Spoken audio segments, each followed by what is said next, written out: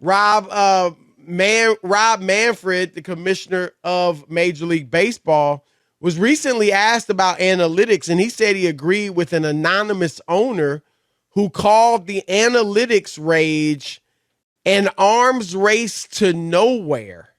Manfred added this: once everybody's doing it, that little margin that maybe you're getting, I'm sure that whatever that margin was at one point in time, whatever it is today, it sure as heck is not worth the damage that was done to the game over a period of time. I agree with him, Rob. And I think damage, I mean, look, obviously analytics showed that the shift is a smart play. But you know what? It's not good for the game. No, right. It takes out excitement from the game. It takes away base runners. You hit the ball on the screws, Chris, up the middle, and there's a third baseman standing there. That's not baseball. I don't care what anybody says. That's softball. Right. Kickball, right. And Rob, and that's what, like, with the pitchers, there were some teams that, over the last few years have thrown out, a pitcher just for the first inning or two. Right. And I don't like that because remember that they call them openers, right? Yeah. Analytics might tell you, especially if I got some live arms, I got a few guys that throw 100. Analytics might tell me, you know what? If you use 7 pitchers over the 9 innings and they're all throwing heat, right? And the batters aren't used to them, right? Not seeing them, but once that's more effective. Would that be good for the game? No. And that's what was happening as well, Chris, with all the pitching changes and matchups. They were bringing in in an inning, 4 guys would pitch to 4 different guys. Right. And then me and you belly ached about the Clayton Kershaw when he was pitching a perfect game, and they took him out with 80 pitches through 7 innings because they didn't want him to get hurt, and the analytics say that it's better if he comes out now. Based on what? And he still got hurt. Right. Exactly. Rob, you gotta let these guys play. And the thing is, stars are important for any league. What did we say yesterday when we were raving about women's college basketball? What created the hysteria? Caitlin Clark. Yes. She's a great individual player. People, the NBA, Rob, you know this, when David Stern took over in the mid-'80s, he marketed individual stars. And that blew the NBA up and took it to another level. People want to see stars. And he had the guys, right, to do it. And it was unbelievable. If you do this analytics stuff, Rob, with baseball, even basketball, if somehow the analytics told you, you're better playing 10 guys 20 minutes a night instead of one guy for 38 minutes, that wouldn't be good for the game. Not at all. Because you want stars. Why wasn't anybody really, let's keep it real, that much into the Final Four? Men's. Because with no stars. It was starless, to be honest.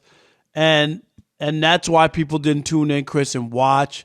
It's a Monday night in April. If you remember as kids, that Monday of the national championship game was always, to me, Chris, a big day.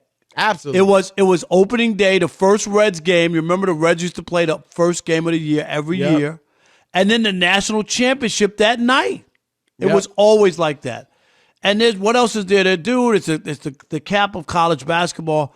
And for people to not watch in droves tells you all you need to know. It was the lowest rated, right? Lowest ever. We're going to talk about that.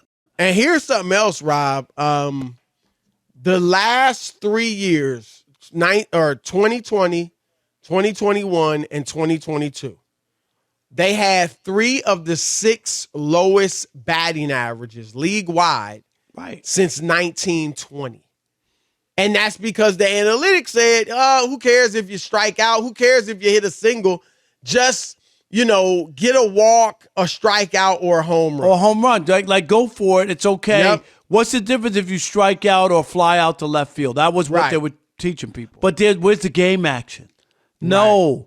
You know what I mean? Like, Chris, there's also a chance you hit the ball to left field on the line. Somebody could get hit off their glove. Yep. You know what I mean? Yep. Or an error or a mistake. Or, like, there's no action going on if you're swinging for the fence. And that's why, and to just sidetrack, That's what made Aaron Judge's 62 home runs that impressive, Chris. Because the league batting average was, 242 or something like that. He batted 311. Right. Like he made contact. He wasn't He's just swinging. a tremendous hitter, period. Right. Beyond the home runs. But look, this is good, Rob. Look, we've always admitted analytics has its place. I would never say ignore We're not analytics dinosaurs. completely. Right. Take them out of your front office. But they're a part of the equation. They are not the end all be all. The numbers are soulless. They really are. They don't tell you if the guy's going to show up in a big moment. They don't tell you if he's got ice in his veins or if he's going to panic, if he's going to freeze. They don't tell you that stuff.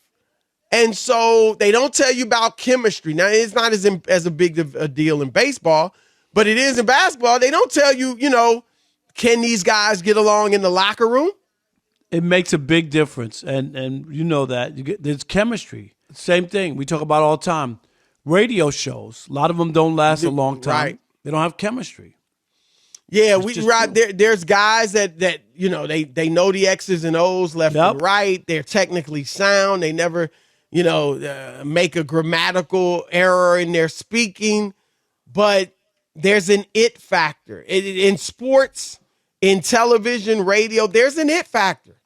Charles Barkley's not the most technically sound broadcaster in the world. No, but he's got the it factor, right? It just is what it is. And so I think this is good, Rob, in baseball. You already hear people talking about more stolen bases, and this is going to bring athleticism back into the game. It'll make the games more exciting. One of my students said, Chris, in the first week, there were 83 stolen base attempts, and I think 70 made it. Like, they're running at an unbelievable pace. The stolen 70 base, out of 83. Right. That used to be exciting. Ricky Henderson. Right. All Ricky those guys. Henderson, Vince Coleman. Luke Rock, I get it that those are three of the all-time greats, but they were still in 100 or close to 100 bags a year. Now, what does a guy lead the league with, 30-something? Yep, at most. Tim Raines. Remember Tim Raines was a base steal. There was a lot of guys. I mean, that's good for the game. And so I hopefully this will take, and, basketball is going to be interesting too. With the reliance on the three, but yet you look at Golden State, Rob, winning the championship. They're shooting a lot of threes now, but with Durant, even Curry and Clay, they shoot a lot of mid-range. They would shoot some. It wasn't like they were, but they also shot mid-range jumpers. Exactly. And the analytics always, like Mike D'Antoni would say, we either want it in the paint or a three.